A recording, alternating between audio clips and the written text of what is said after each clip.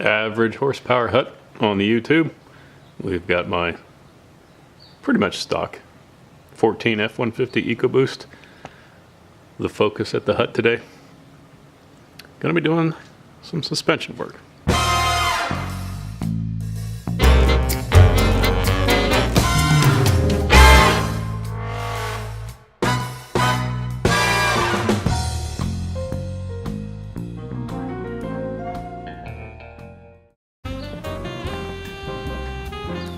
Been running the Michelin AT2s on the original rims, so the LTX AT2s.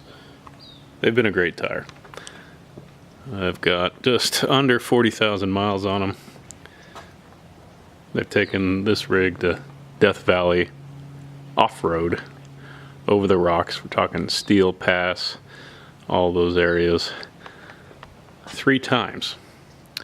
And they're starting to show the age. As a matter of fact, one of them just unraveled itself literally at the tread and deflated on me a few weeks ago. Had to replace one. So I think it's time to go. But here we go. This is what's going on. Fox 2.0, front and rear. Coilovers in the front, shocks in the back.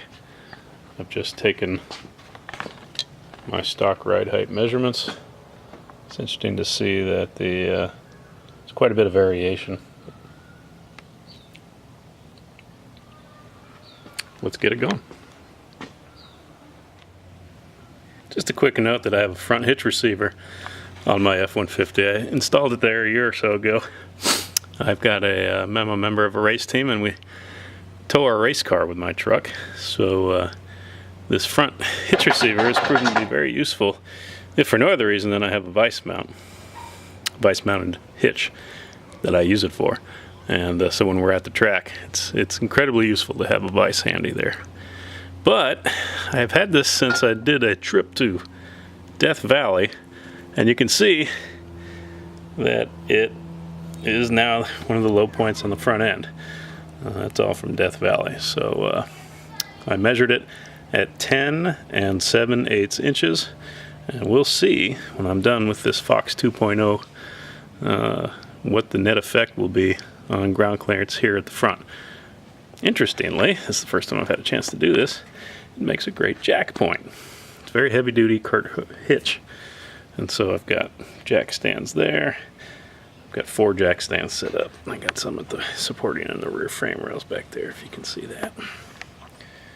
Okay, just wanted to say a note about that. This is also one of the major reasons why I wanted to bring the front end up a bit.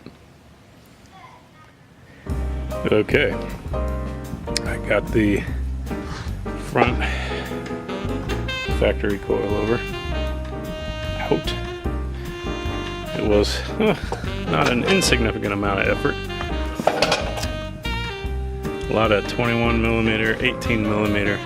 And on this 14 F150 up here, the top hat, those were 3 15mm. Unlike, I think, what a 2018 or 2015 might have up there. At any rate, those were them. Now you got to be real careful right through here. You got brake lines, you got ABS sensors, and they're under quite a bit of tension. So I've had to undo even the plastic clip there to get it a little more slack so that this thing can rotate down enough so that the arm can rotate down and you could wedge out the coilover. A couple of things I noticed when doing that made it a lot easier.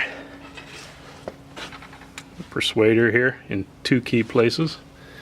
One was right here. I'm only one guy, you know. You watch a lot of these videos, they say use your buddy. Now, my buddy's not here. None of them, so it's just me. So push down here, it got me a little bit of purchase, but it still was stuck up here with the studs on the top of the coilover. So then I was able to, right in here, I think you can see, I was able to use this to bring up the upper control arm because it was getting hung up on that also. And then it tilted right out. So careful application of some force. Out it came. All right, let's get it buttoned up here. There we go, all buttoned up.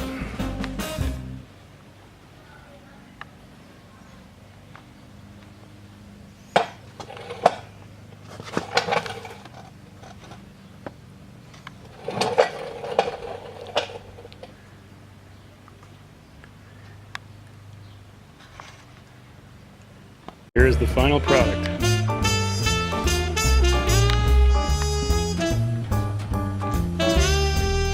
Fox 2.0, full suspension package, coilovers in front, shocks in the back. Let's go to my E30 table to figure out what the difference is.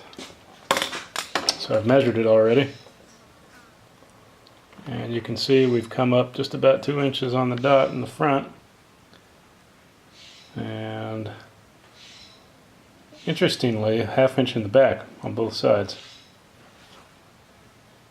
So everything is now much more level. It took me about 3.5 hours. Pretty good. I'm happy with the overall results. We got 13¼ total here. From the ground to the very bottom of my hitch receiver deflector thing. And that's a gain of, well, let's go look.